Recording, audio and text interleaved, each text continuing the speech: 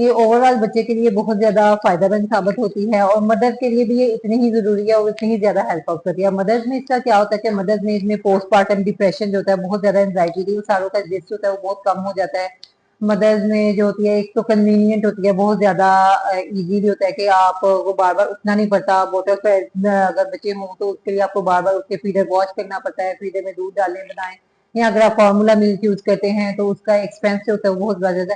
एक तो breast feeding low cost होती है और कन्वीनियंट होती है, इजी होती है फिर मदर तो ब्रेस्ट फीड करवाना, कि अगर बच्चा रात में भी रो रहा है तो आपने सिर्फ पूछना है, उसको साथ लगा लेना है, ठीक है।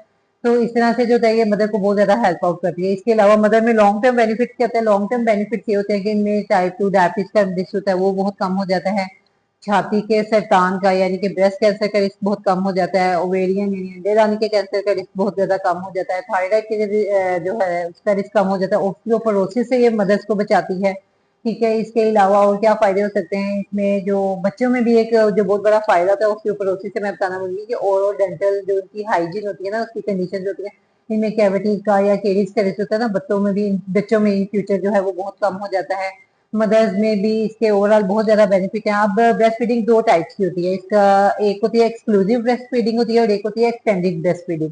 अब जो एक्सक्लूसिव ब्रेस्ट फीडिंग है वो क्या होती है, वो होती है कि फर्स्ट 6 मंथ जो बच्चा ओनली ब्रेस्ट फीड होता है ना, उसको हम कहते हैं एक्सक्लूसिव ब्रेस्ट फीडिंग में जो एक्सोजिनस बाहर से कुछ भी नहीं ले रहा, सिर्फ वो ब्रेस्ट फीड पे है, तो वो बच्चे की इम्यूनिटी सबसे अच्छी होगी। वो बच्चे इन फ्यूचर उनका आईक्यू लेवल बहुत बेहतर होता है, स्मार्टर होते हैं, ज्यादा अच्छा उनका इंटेलिजेंस लेवल होता है। और इसके अलावा जो एक्सटेंडिंग ब्रेस्ट फीडिंग है, एक्सटेंडिंग ब्रेस्ट फीडिंग के जो बेनिफिट्स होते हैं वो मदर्स को ज्यादा होते हैं। जो ओवरऑल कैंसर रेट मैंने आपको बताया, थायराइड का, ब्रेस्ट का, इनके अलावा जो वेरियन कार्सिनोमास हैं इनका रिस्क जो है वो बहुत कम हो जाता है, ओस्टियोपोरोसिस का रिस्क कम हो जाता है।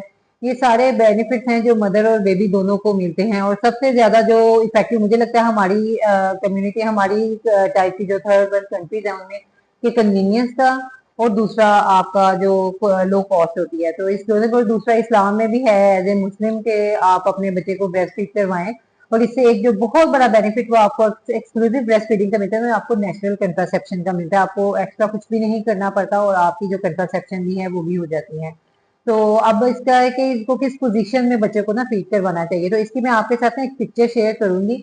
तो वो आपने देखनी है कि उसमें डिफरेंट पोजीशंस बताई हुई हैं कि क्रेडल पोजीशन होती है, आपने किस तरह से बच्चे को उठा के उसका सर किस तरह से रख के आपने फीड करवाना है, कितना, और दूसरा